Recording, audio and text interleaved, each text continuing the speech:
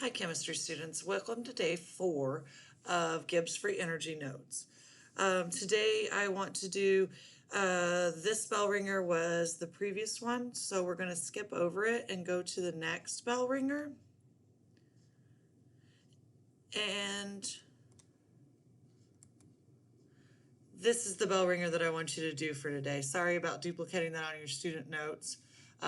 We had previously in the classroom, I would have spent the day going over the equations and helping you with those. Please let me know if you have questions on the equations, anything I can do to help out with those in enthalpy homework sheets, okay?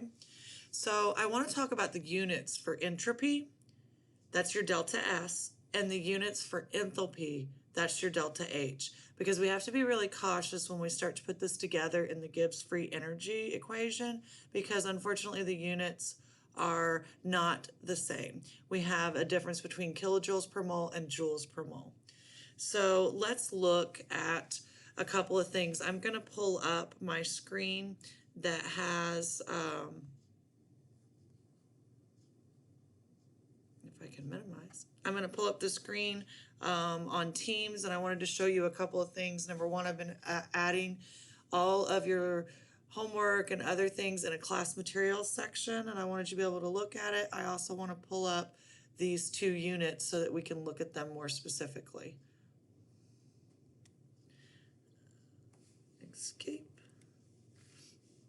All right, let's take a look first at the Teams and where you would find this class material and where I'm putting at it. Of course, you would look at your hour. I have this set up on both first, sixth, and seventh hour. All three have this set up. You're going to go here to Files when you get to your main thing. And when you get to Files, you're going to see a subcategory that says Class Materials. And then you'll notice I put all of the materials from the solution units here. The rocket bottle challenge kind of was left over from gas laws, so it's out here on its own.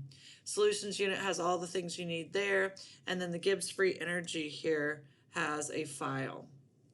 A couple of things that I have in here, even though I've given you the data on your worksheets themselves, the first thing that I do have is a form that has, if you see it opened here, it has Gibbs free energy, and let's increase that size significantly.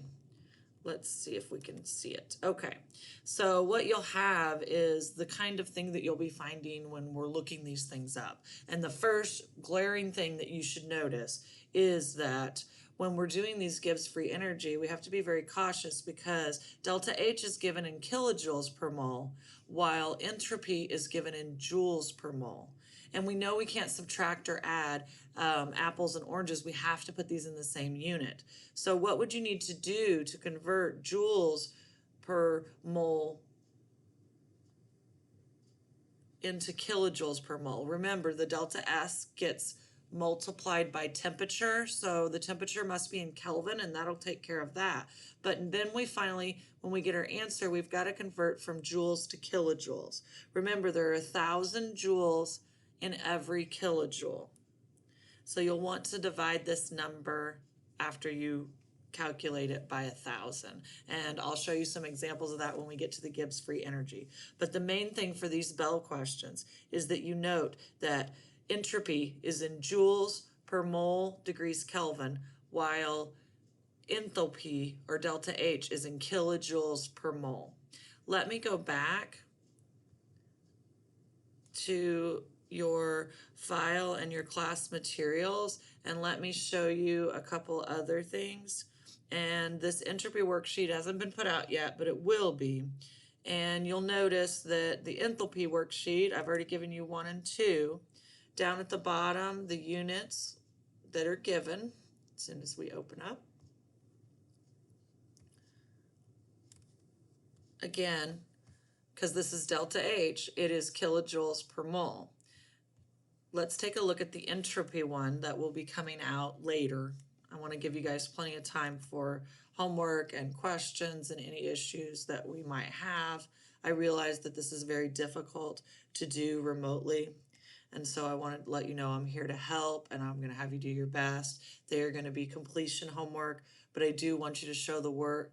Actually, I'm going to try to grade them, but I want you to show the work, and that's where the points are going to come from, is that showing of the work, so that we can get this down. All right, so this entropy one that'll be coming out this week, the entropy worksheet is going to have joules per mole, because that is how it is measured. And so let me pull down to the bottom, and then you'll see when you get to the entropy worksheets that I put out that your units here are joules per mole degrees Kelvin.